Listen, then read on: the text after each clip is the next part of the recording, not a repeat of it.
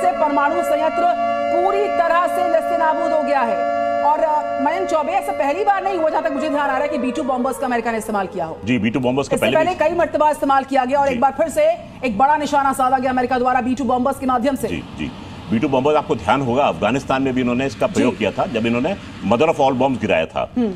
तोरा बोरा की पहाड़ियों में इन्होंने अटैक करने की कोशिश की थी, उस समय गिराया था, लेकिन वहां की पहाड़ियां इस प्रकार से थी कि उस पर ओसामा बिन लादेन और उनके लोगों का कोई नुकसान नहीं हो पाया था। परंतु यहां पर साइट जो है वो इनकी निगाह में है, ईयरमार्क्ड है, पूरा ग्रिड रेफरेंसेस इनको मालूम है, तो इसके ऊपर अटैक जो होता है ईजी हो जाता है।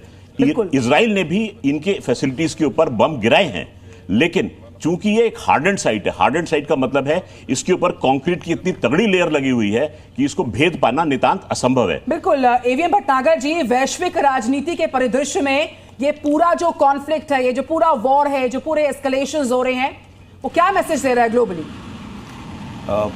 ग्लोबली एक मैसेज बिल्कुल क्लियर निकल के आ रहा है, वो है कि जब हमारी मिलिट्री पावर स्ट्रांग होगी तो आप उसके बाद कुछ भी अचीव कर सकते हैं किसी भी कंट्री में, किसी भी एरिया में।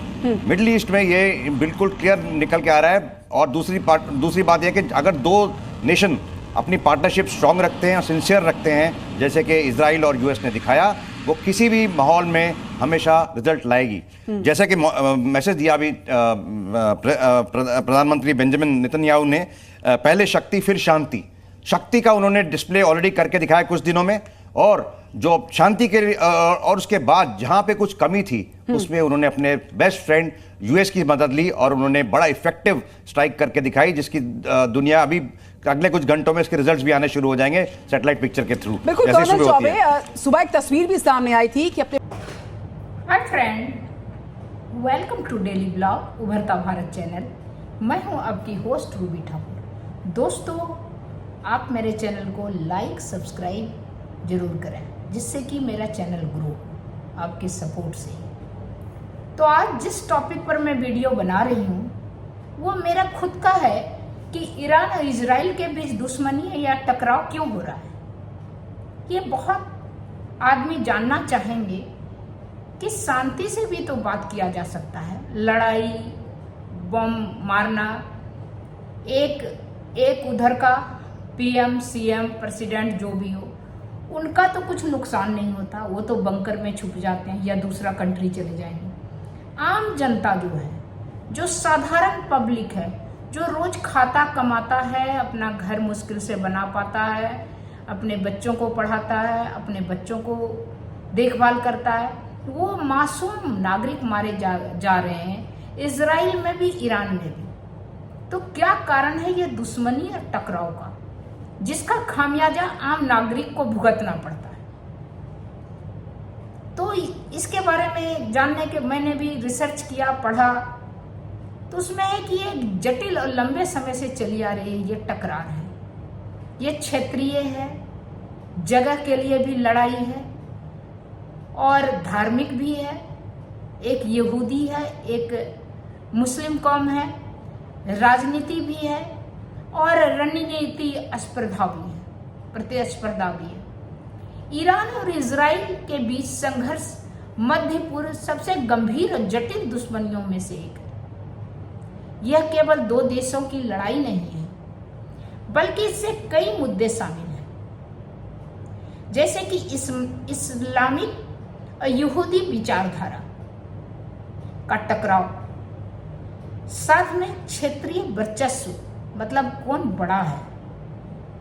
मुस्लिम उल्मा में ईरान अपने आप को साबित करता है कि हम बड़ा है। पहले इराक था, इराक का अभी डाउनफॉल हुआ तो ईरान वर्चस्व की लड़ाई, मतलब अपने ताकत की लड़ाई, होड़, परमाणु हथियार का डर, फिलिस्तीन की राजनीतिक स्थिति। यह लड़ाई कई बार सीधे नहीं होती है, बल्कि प्रॉक्सी वार होती है, परोक्ष रूप से संगठनों और किसी संगठनों के जरिए उधर से उधर मिसाइल दागा जाता है, जो लड़ाई का स्टार्ट हो जाता है।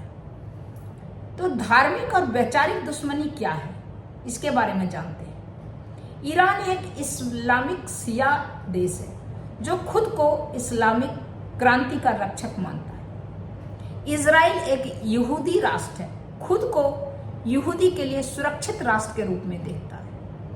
ईरान का उद्देश्य है पूर्व मध्य में इस्लामी शासन का अधीन लाना।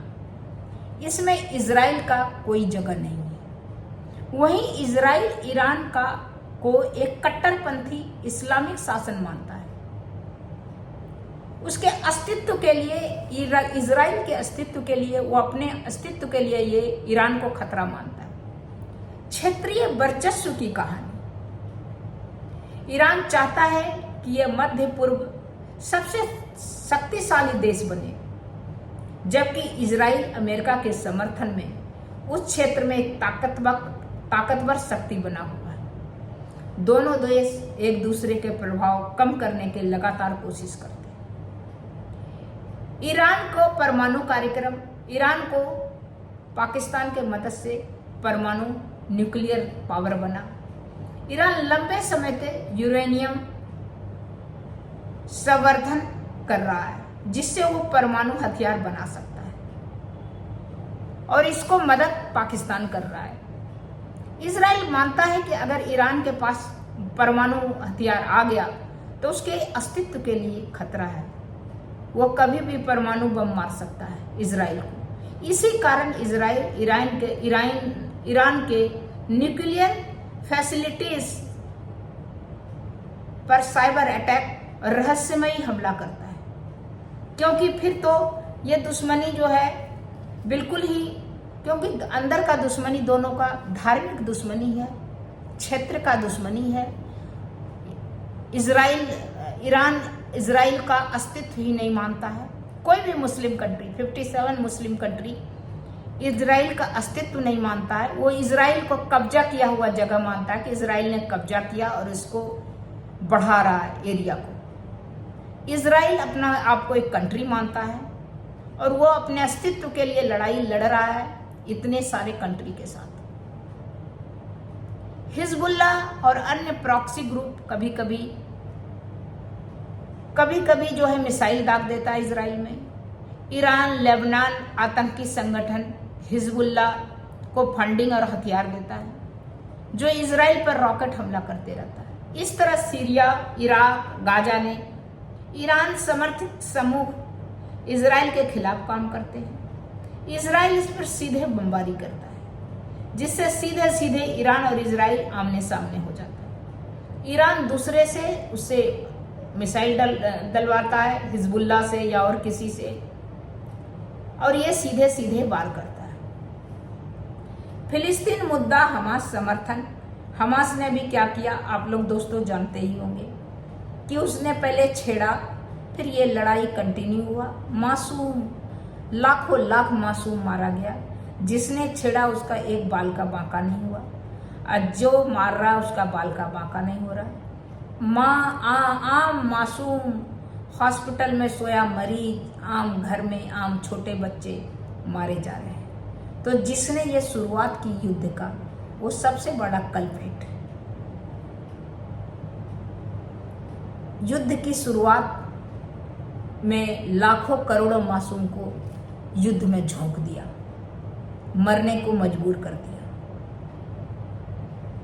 अगर किसी को आप छेड़ेंगे तो वो छोड़ेगा नहीं, वही बात है। ईरान, हमास, इस्लामिक जिहाद जैसे फिलिस्तीन संगठनों को आर्थिक और सैन्य मदद देता है इजराइल के खिलाफ लड़ने के लिए। इजराइल मानता है कि ईरान इन संगठनों के जरिए उसकी सीमा को अस्थिरता फैलाता है। इजराइल का हर पब्लिक, जितना भी उसका आदमी है, सब सैन्य प्रशिक्षित है। कोई भी किसी भी टाइम लड़ाई में आ सकता है। सबको, क्योंकि बहुत कम आबादी है, 90 लाख करीब है, उसमें सभी को प्रशिक्षित कर दिया गया, क्योंकि वो बहुत छोटे एरिया में सबके बीच में रहता है और सबके आंखों का कांटा बना हुआ, किरकिरी बना हुआ है। किसी समय में कोई रॉकेट दागता है, कभी कुछ दागता है, तो अपने आप को सेफ बचाने के लिए वो भी हमला करता है।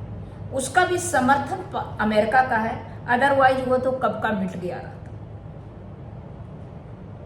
इजराइल को अमेरिका, यूरोप और अन्य कई अरब देश, यूएई, बहरीन, मोरक्को का समर्थन मिलने लगा है। क्योंकि इजराइल का टेक्नोलॉजी बहुत अच्छा है। वो टेक्नोलॉजी बनाता है, वो लोग दिमाग से और शरीर से बहुत बलिष्ठ है। वर्ल्ड का टेक्नोलॉजी बनाने में सबसे ज्यादा हाथ इजराइल का है। लेटेस्ट टेक्नोलॉजी और वर्ल्ड का सब टेक्नोलॉजी जो बड़ा से बड़ा है वो इजराइल का साइंटिस्ट, इजराइल का वैज्ञानिक ने बनाया।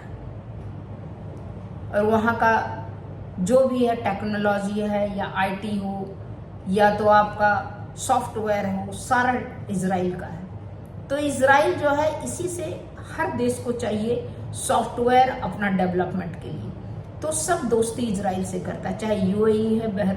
लड़ाई करने से क्या है, आप और पीछे आते जाएंगे, नीचे आते जाएंगे। आपका आर्थिक स्थिति खराब, आपके आदमी मारे जा रहे हैं, आपके बच्चे मारे जा रहे हैं, आपके घर खंडहर होते जा रहा है, आपका पूरा शहर का शहर टूट रहा है। उसको फिर बनाने में आपका आर्थिक चरमरा जाएगा स्थिति। तो आपका ग्रोथ तो रुक गया। आपका ग्रोथ रुक क्या गया, आपका ग्रोथ गिर गया। आपको युद्ध जो है आपको 50 साल पीछे धकेल देता है। तो कुछ दिमाग वाला कंट्री है जो कि नहीं चाहता है इस झंझट में पड़ना, और अपना ग्रोथ अपने आदमी का, अपने कंट्री के जनरल पब्लिक के हित के लिए वो लड़ाई में अपने आप को नहीं जाता है और अपने आप को सर्व करता है। तो उसमें UAE, Bahrain, Morocco, Europe, America, जो कि सॉफ्ट पावर वो जो है टेक्नोलॉजी जो है इजराइल से लेता है, और उसके बदले में उसको हथियार देता है, उसके बदले में उसको जो भी चाहिए वो देता है, आर्थिक मदद भी करता है, समर्थन भी देता है, जिससे ईरान खुद को घिरा हुआ महसूस करता है। इन सब के कारण ईरान की दुश्मनी इजराइल से ही नहीं बल्कि उनके सहयोगी से भी है। ईरान पर रोक लगा दिया अमेरिका ने, सैंक्शन लगा दिया है कि वो तेल बाहर नहीं बेच सकता है। ईरान के ऊपर बहुत सारे सैंक्शन है कि उसको डॉलर से कोई खरीद नहीं सकता है। तो बहुत सारे कारण है, ईरान को सैंक्शन लगा दिया है ताकि ईरान जो है यहाँ पर सुपर पावर अमेरिका है। अमेरिका क्या है, हर किसी चीज में हस्तक्षेप करता है ताकि वर्ल्ड वार नहीं हो। ईरान भी ग्रुपबाजी करके वर्ल्ड वार की ओर जाने को कोशिश करता है, इजराइल को मिटाने का कोशिश करता है। इजराइल भी अपना आपको रक्षा करने के लिए वो सब जगह हर सैन्य अपने आप को पूरा, अपने जितना भी पब्लिक है, अपने जनरल, अपने नागरिक को सबको सैन्य प्रशिक्षित किया है। और कभी भी किसी के साथ उसका हो सके, वो हर समय इजराइल जबरदस्त असुरक्षित है।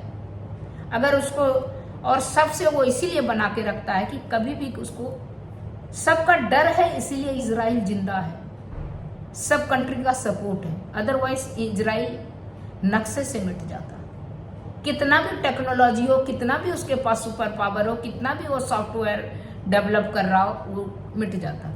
लेकिन अमेरिका, यूरोप सबका उसका सपोर्ट है, जिससे इजराइल अभी जिंदा है उन 57 देश के मुस्लिम कंट्री के बीच में। और अपने आप को बचाने के लिए प्रॉक्सी वार अगर कोई करता है, हिजबुल्लाह हो या हमास हो, तो उसका जवाब भी दे सकता है। तब तक इतना दोस्तों, फिर मिलती हूँ अगले कुछ न्यू इंटरेस्टिंग टॉपिक के साथ। अभी मैंने बताया कि इजराइल और ईरान का लड़ाई क्यों हो रहा है। दोनों का लड़ाई धार्मिक, क्षेत्रीय वर्चस्व का है, और इजराइल को नहीं मानना सबका है कि वो है ही नहीं कोई कंट्री। तो ये सब यही बात है कि दोनों अपने अपने वर्चस्व, दोनों अपने अपने धार्मिक सभी लड़ाई के लिए एक दूसरे से लड़ते हैं, अटकते हैं, और जिससे कि ये सारा प्रॉब्लम क्रिएट होता आम पब्लिक को। तब तक इतना ही, फिर मिलती हूँ अगले कुछ न्यू इंटरेस्टिंग टॉपिक। तब तक